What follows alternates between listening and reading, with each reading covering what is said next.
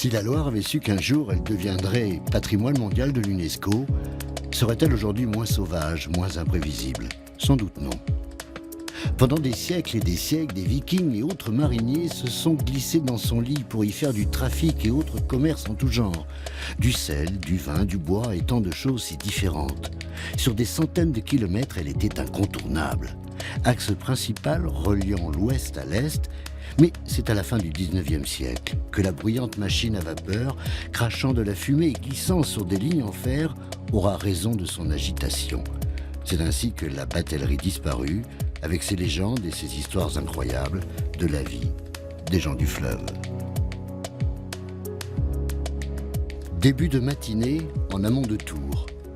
Plus d'un siècle après que les derniers mariniers aient plié les voiles, Clément est le capitaine de l'un de ces bateaux à fond plat du temps d'avant.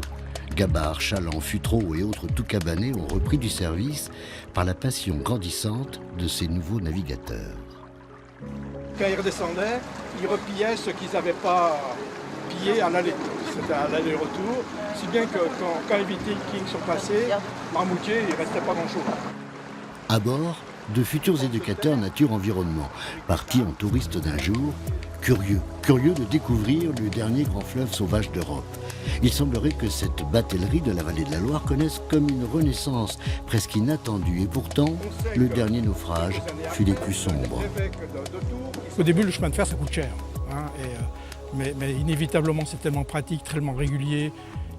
La Loire a un problème, c'est que la navigation est saisonnière.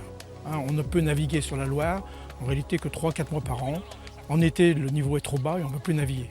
Alors que le chemin de fer, c'est toujours disponible. Donc ça va diminuer en permanence et on va essayer de s'adapter à la situation. Donc on va essayer, vers 1850, on va essayer de réaménager la Loire en faisant un lit mineur, en essayant d'avoir un lit qui fasse toujours 300 mètres de large. On va faire des épis, on va essayer d'étrangler le ruisseau l'été, de telle façon que l'eau creuse maintient le chenal. L'hiver, la Loire va monter, elle va submerger ses digues. Et si le long de la Loire, on voit encore plein de vestiges de ces digues. Simplement, ça ne marche pas très bien, il y a beaucoup d'accidents, il y a des bateaux qui coulent. Et c'est un problème parce que la Loire servait entre autres pour amener à Saint-Nazaire, par exemple, des grosses pièces de bateaux pour la construction navale. Donc j'ai retrouvé des témoignages d'accidents. On utilisait des bateaux qui s'appelaient des sapines. C'est des bateaux qui ne faisaient qu'un aller. On construisait le bateau, on descendait et une fois qu'on arrivait à Nantes, on récupérait le bois pour faire autre chose. La grande mystérieuse, désormais, sort de son sommeil, avec pour seul objectif assouvir la curiosité infatigable de ceux qui la découvrent, de ceux qu'elle séduit. Séductrice depuis si longtemps, le peintre William Turner se laissera enjôler. Mais aussi au fil des mots des hommes de lettres. Oui, tout disparut lorsque j'aperçus les bords de la Loire et les collines de la Touraine. J'étais tout entier à ma délicieuse sensation et je m'écriai en moi-même. Ô champs aimés des cieux, tranquille pays, l'Hindoustan de la France où coule un autre Gange, que je te vois avec délice. Oui, ton air est plus parfumé que celui que je respirais et ta verdure est plus belle que celle que je foulais. Honoré de Balzac. Comme un sentiment de découvrir un paysage du bout du monde, presque exotique. Il est vrai que le promeneur du chemin de halage connaît cette attirance inexplicable vers les reflets d'or sombre. La Loire est généreuse avec ceux qui l'aiment et qui voudraient la connaître presque intimement et de la voir à nouveau revivre tout en la préservant. Des projets qui arrivent comme ça, un peu parachutés, il faut développer. Attention, apprends à connaître la Loire déjà, apprends à l'aimer. C'est un peu démago, hein. J'ai bien conscience de dire ça, apprends à l'aimer. On a plein de manières d'aimer les lieux et d'aimer la Loire. Effectivement, je pense que ça sous-entend de la connaître un petit peu et de connaître son fonctionnement, quoi. Le rêve de Clément, ne plus avoir d'obstacles pour naviguer librement. N'importe quel marinier qui travaille sur la Loire a l'habitude de se faufiler. Voilà. Mais se faufiler dans le sable, c'est possible. Se faufiler dans les cailloux, dans les fondations de pont, là, c'est vrai qu'il y aurait probablement des choses à faire, ouais, des petits aménagements, pas grand-chose, qui serviraient aux mariniers, qui serviraient aux saumons, qui serviraient aux alos, ça servirait à pas mal de gens, en fait. Donc c'est important de remettre en connexion la mer et la montagne. Et c'est la Loire qui le fait, et si on peut l'aider à le faire, c'est bien.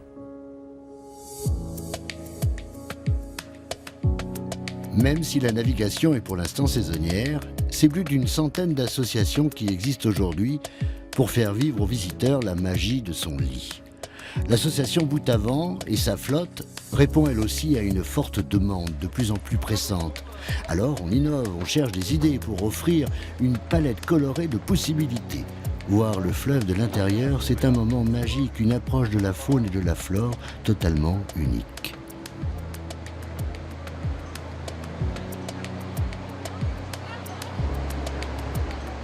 Comme cette apéro-promenade aux produits du terroir, entre chien et loup, entre héron cendré et castor.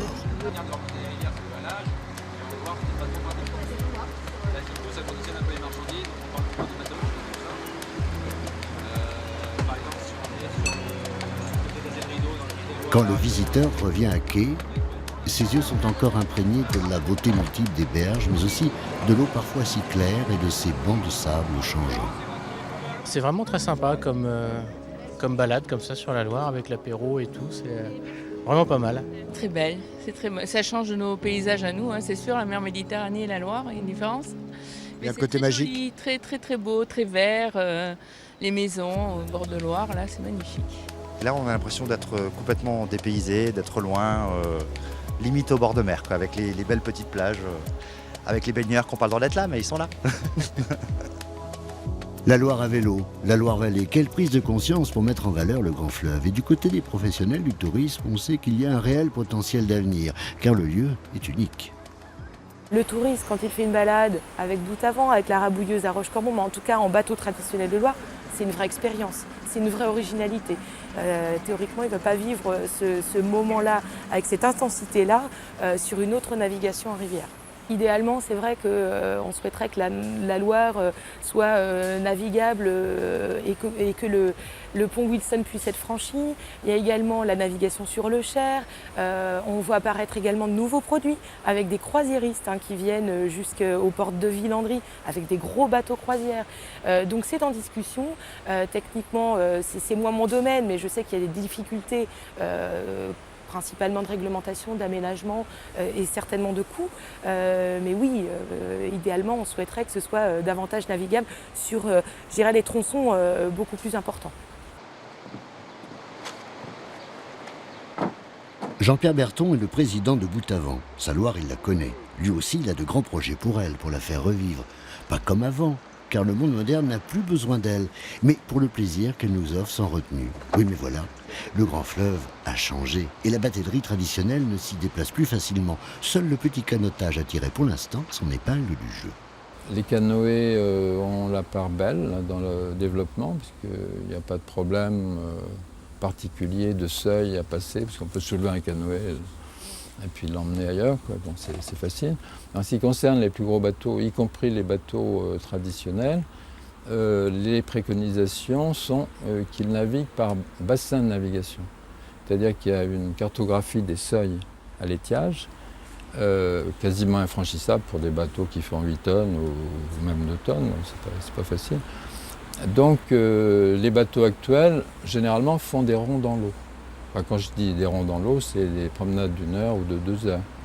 Qu'on soit à Saumur, qu'on soit à Orléans, qu'on soit à Tours, etc., on est très limité. Et moi, je voudrais un petit peu que ce schéma directeur soit modifié pour ce qui n'est pas traité, c'est-à-dire la partie saisonnière qui se trouve en fait l'hiver et le printemps, lorsque les eaux de la Loire sont hautes. Et quand les eaux de la Loire sont hautes, la plupart des seuils sont effacés. Et on peut prévoir des promenades beaucoup plus longues. En particulier à Tours, on aurait le projet de développer, ce qui apparaît banal, une promenade entre Tours et Amboise.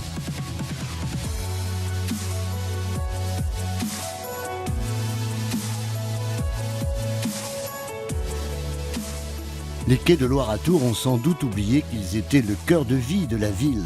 Aujourd'hui, ils invitent à la douceur de vivre, mais ils se préparent petit à petit au changement. La Loire s'y prête volontiers et les Ligériens ont une idée derrière la tête, un fleuve navigable toute l'année ou presque.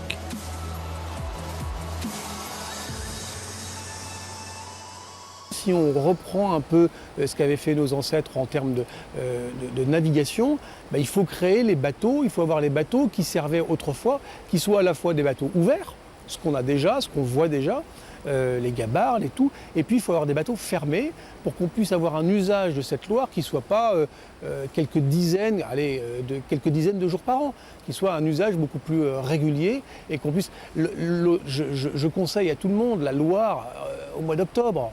Le mois d'octobre, c'est merveilleux, c'est une Loire merveilleuse, extraordinaire. Bon, mais cela dit, au mois d'octobre, il y a 20 jours de pluie, souvent en Touraine.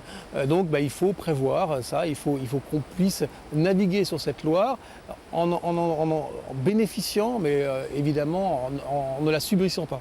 Donc, l'idée, c'est d'avoir des bateaux fermés et de commencer par ce qu'on appelle une toux, qui est l'une des caractéristiques d'un bateau, cabané, c'est-à-dire qu'elle est fermée et qu'on puisse être dedans et qu'on puisse aller profiter de la Loire, profiter de l'intérêt, de la faune, de la flore, même quand il y a un petit crachin ou même quand il pleut vraiment, et de pouvoir se déplacer, être à plusieurs à l'intérieur. Donc voilà, pour créer une situation conviviale au sein de la Loire, qu'on ne soit pas soumis totalement aux aléas. Il y a donc le projet d'un bateau de plus de 30 mètres avec 70 places qui pourrait naviguer par tous les temps mais hors crue et grand froid. Un bateau qui en période estivale, faute de profondeur d'eau, resterait à quai pour accueillir les produits du terroir et nous raconter l'histoire de la marine de Loire. Pour un voyage au long cours et toute l'année, il faudrait aussi que les ponts de Montlouis et le vieux pont de Pierre de Tours puissent se laisser franchir. Et aussi incroyable que cela puisse paraître, avec quelques aménagements, cela serait possible. C'est le rêve presque inavoué de certains, mais aussi une réponse à une demande touristique réelle.